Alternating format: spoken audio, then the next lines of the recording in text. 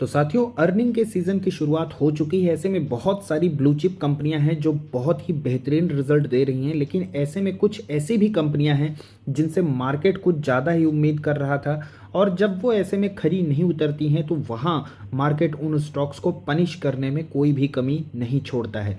आज ऐसे ही एक स्टॉक की बात करेंगे हम, एशियन पेंट्स। यहाँ पे कंपनी के अगर मार्केट एक्सपेक्टेशन की बात करें तो मार्केट यहाँ पर इनसे लगभग 1000 करोड़ के जो रिजल्ट है नेट प्रॉफिट वो एक्सपेक्ट कर रहा था, जो कि वाई ओ वाई बेसिस पर 80% के अपसाइड थे। और ये एक्सपेक्टेशन सिर्फ मनी कंट्रोल की तरफ से नहीं था, ईटी नाउ की भी बात करें तो उनकी तरफ से भी लगभग 1076 करोड़ के यहाँ पे एक्सपेक्टेशन थे नेट प्रॉफिट के, जो कि पिछले साल इनके सेम क्वार्टर में नेट प्रॉफिट थे 596 करोड़। यानी ऑलमोस्ट 80 से 90% के यहाँ पे जो है जो मार्केट की एक्सपेक्टेशन थी इनके नेट प्रॉफिट में राइज की, वो यहाँ पे एशियन पेंट के साथ बनी हुई थी।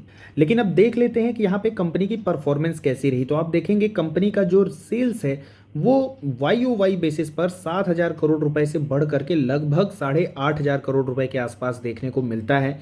लेकिन अगर यहाँ पे नेट प्रॉफिट की हम बात करें तो कंपनी के जो नेट प्रॉफिट हैं वो 605 करोड़ से बढ़े तो हैं, लेकिन 1000 करोड़ के आसपास नहीं गए हैं। सिर्फ 800 करोड़ के हमें कंपनी के नेट प्रॉफिट देखने को मिलते हैं। तो यानी कि एक डिसअपॉइंटमेंट यहाँ पे देखने को मिल रहा है इनके नेट प्रॉफिट में।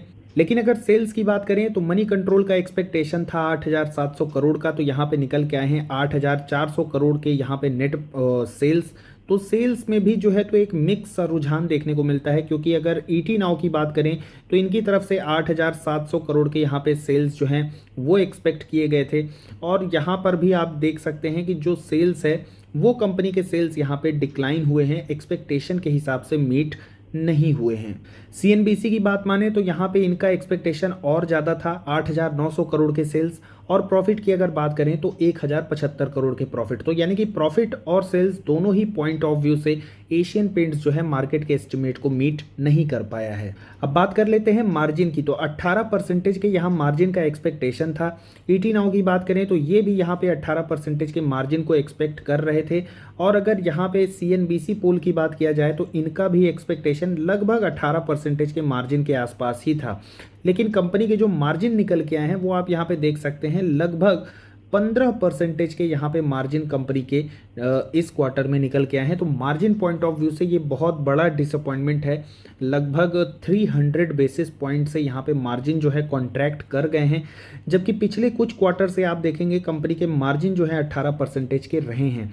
कोविड के टाइम की अगर बात करें तो यहाँ पर क्रूड ऑयल के जो प्राइसेस थे वो काफ़ी ज़्यादा डाउन थे, और उस समय पर अगर आप देखेंगे तो कंपनी के जो मार्जिन थे वो 20% के ऊपर भी हमें ट्रेड करते हुए देखने को मिले हैं। तो ओवरऑल कंपनी के अगर रिजल्ट की बात किया जाए तो मार्जिन, रेवेन्यू और प्रॉफिट आफ्टर टैक्स दोनों ही बिलो एक्सपेक्टेशन देखने को मिलता है। सीएनबीसी पोल के हिसाब से भी देखेंगे तो सारे के सारे खाके यहाँ पे आपको रेड में देखने को मिल रहे हैं। और यही रीज़न है कि मार्केट आवर्स में ही एशियन पेंट्स के जब रिजल्ट अनाउंस हुए तो उसके बाद हमें एक अच्छा खासा डिप देखने को मिला। ऑल्दो यहाँ पे स्टॉक जो है अपना एक सपोर्ट लेने की कोशिश किया है, बट स्टिल यहाँ पे अगर बात किया जाए चार्ट की तो इस स्टॉक के जो सपोर्ट लेवल्स हैं वो यहाँ पे आपको 3000 और 2750 के ये अहम सपोर्ट हैं इस स्टॉक के, वो आपको देखने को मिल सकते हैं। अब सवाल ये आता है कि हो सकता है कि ये स्टॉक आपको 3000 के लेवल्स पर भी देखने को मिले, और हो सकता है कि यहाँ से ये अगर स्लिप करे तो 2750 के लेवल पर सपोर्ट लेता हुआ देखने को मिले। लेकिन यहाँ पे इतनी ज़्यादा गिरावट जो है वो अभी क्वेश्चन के घेरे में है, और उसका रीज़न क्या है वो मैं आपके साथ शेयर कर देता हूँ। ऑल्दो यहाँ पे कंपनी के नंबर तो नेगेटिव हैं, उसकी वजह से गिरावट तो तय है, तो शायद थोड़ा बहुत गिरावट हो, 3000 के लेवल तक जाए। लेकिन यहाँ पे जो मैनेजमेंट का आउटलुक है, जो यहाँ पे प्रोस्पेक्ट है, तो वो यहाँ पे इनका ये कहना है कि जो फेस्टिव सीजन का डिमांड है अक्टूबर, तो वो एक की यहाँ पे रोल अदा करने वाला है Q3 के रिजल्ट में। तो यानी कि मैनेजमेंट ये एक्सपेक्ट कर रहा है कि जो Q3 के नंबर आएंगे वो इस फेस्टिव सीज़न और वेडिंग सीज़न की वजह से नंबर अच्छे हो सकते हैं। वहाँ पे कंज्यूमर सेंटिमेंट्स और कंज्यूमर डिमांड जो है आपको देखने को मिल सकती है। तो ये एक पॉजिटिव पॉइंट हो सकता है, जिससे मार्केट ये एक्सपेक्ट करे कि चलो अब तो नेगेटिव हो गया, लेकिन हो सकता है कि अगले क्वार्टर में यहाँ पे कंपनी जो है अच्छे नंबर पेश कर दे। और मार्केट का ऐसा सोचना बिल्कुल गलत भी नहीं है, क्योंकि आप देखेंगे कि सितंबर से जो दिसंबर वाला क्वार्टर होता है वहाँ सेल्स में अच्छी ग्रोथ देखने को मिलती है। आप देखेंगे यहाँ लगभग 10% की ग्रोथ देखने को मिली है। सिमिलरली यहाँ सितंबर से दिसंबर वाला क्वार्टर आप देखेंगे तो यहाँ पे भी सेल्स में एक अच्छी ग्रोथ है।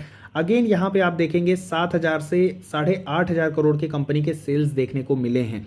तो ये जो ट्रेंड है ये ट्रेंड आगे भी कंटिन्यू होता हुआ देखने को मिल सकता है। ये जो 8,500 करोड़ का रेवेन्यू है, हो सकता है कि 9,000 या 9,500 या शायद 10,000 करोड़ के आसपास यहाँ पे ये रेवेन्यू बढ़ता हुआ देखने को मिले, और प्रॉफिट भी कंपनी के हो सकता है कि इंक्रीज हो जाएं। और शायद इसी रीजन की वजह से हो सकता है कि स्टॉक 3,000 के आसपास ही अपना सपोर्ट ले ले, उसके नीचे शायद बहुत ज़्यादा आपको गिरावट देखने को ना मिले।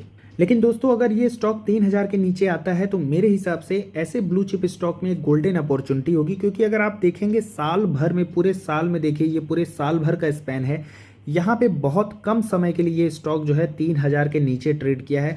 Otherwise most of the time ये स्टॉक आपको 3,000 के ऊपर ही ट्रेड करता हुआ देखने को मिला है। तो डेफिनेटली ये एक अच्छी गोल्डन अपॉर्चुनिटी हो सकती है। अगर स्टॉक आपको 3,000 या फिर उससे नीचे के लेवल में मिले तो ईजिली आप इसमें एसआईपी, एवरेजिंग या फिर फ्रेश एंट्री के भी बारे में सोच सकते हैं।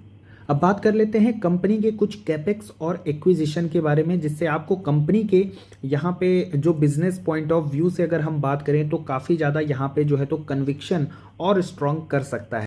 अब बात करते हैं कंपनी के कुछ एक्विजिशन और कैपेक्स के बारे में। तो यहाँ पे कंपनी जो है हरिंद, जो कि एक स्पेशलिटी केमिकल है, मेन फोकस इस कंपनी का नैनो टेक्नोलॉजी बेस्ड R&D है।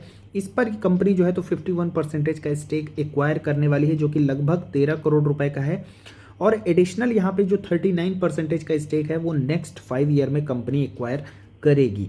तो यहाँ पे ये जो टेक्नोलॉजी है ये काफ़ी ज़्यादा इनोवेटिव ब्रेक थ्रू हो सकता है आने वाले टाइम में, और इसका जो प्राइमरी फोकस होगा वो सरफेस कोटिंग में होगा। तो यहाँ पे जैसा कि पेंट्स वगैरह हो गए, इमल्शन वगैरह हो गए, तो ये एक तरीके से सरफेस कोटिंग का ही कार्य करते हैं। तो यहाँ पे कंपनी जो है तो इस एक्विजिशन से एक अच्छा ब्रेक थ्रू आने वाले टाइम में हासिल कर सकती है। दूसरा, यहाँ पे कंपनी कैपेक्स करने जा रही है। मेन यहाँ पे कंपनी के आपने देखा जैसे मार्जिन 15% के हो गए, काफ़ी ज़्यादा डिक्लाइन कर रहे हैं, क्योंकि यहाँ पे क्रूड ऑयल का जो डिपेंडेंसी है कंपनी का एज अ रॉ मटेरियल वो काफ़ी ज़्यादा है। और जैसे जैसे क्रूड ऑयल के प्राइसेस बढ़ते हैं कंपनी के वहाँ पे मार्जिन जो है डिक्लाइन होते जाते हैं।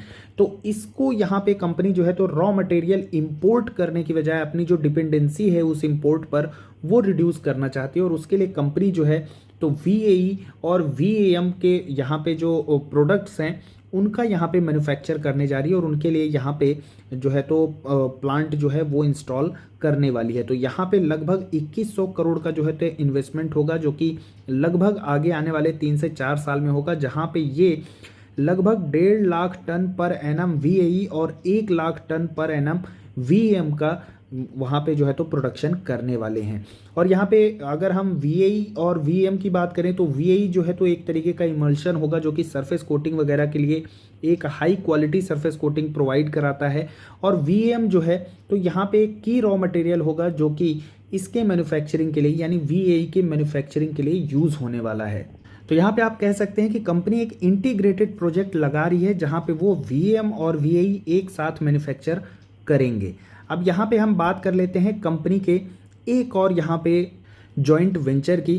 तो UAE में यहाँ पे जो है तो एक जॉइंट वेंचर कंपनी जो है तो एंटर करने वाली है एक जॉइंट वेंचर में, जिसमें ये वाइट सीमेंट का मैन्युफैक्चरिंग करने वाले हैं। तो इसमें जो है तो ये एक जॉइंट वेंचर होगा जिसमें 60% का मेजॉरिटी स्टेक जो है एशियन पेंट्स के पास में होगा, और बाकी जो 40% का स्टेक है वो अदर पार्टीज़ के पास में होगा, जिसमें कई सारी कंपनीज हमें देखने को मिलती है। UAE की उसमें कई सारी कंपनी है, कुछ इंडिया की भी कंपनी हमें उसमें देखने को मिलती हैं। तो कुल मिला के ये आगे आने वाला एक टाइम जो है वो काफ़ी यहाँ पे कॉम्पिटिटिव होने वाला है, क्योंकि अगर वाइट सीमेंट वगैरह की बात करें तो यहाँ पे आपको एस्ट्रल लिमिटेड भी देखने को मिलता है। एस्ट्रल आपको पेंट सेगमेंट में भी उतरता हुआ देखने को मिल रहा है, और अब एशियन पेंट्स जो कि यहाँ पे डेकोरेटिव पेंट्स, इंडस्ट्रियल पेंट्स के सेगमेंट में है ही, ये भी अब जो है तो वाइट सीमेंट के सेगमेंट में उतर रहा है। तो इस तरीके से कंपनी जो है एक दूसरे के बिजनेस में इंटर कर रही है और एक दूसरे का वहाँ पे मार्केट शेयर कैप्चर करने की फिराक में है। तो आने वाला टाइम काफ़ी यहाँ पे कॉम्पिटिटिव होगा, देखना बनता है कि वहाँ पे कौन सी कंपनी जो है तो किस सेगमेंट में मार्केट लीडर बन के निकलती है। तो साथियों आज की वीडियो में बस इतना ही। कंटेंट अगर आपको यूजफुल लगा हो, इन्फॉर्मेटिव लगा हो, वीडियो को लाइक कर सकते हैं and do not forget to subscribe our channel. Thanks for watching the video.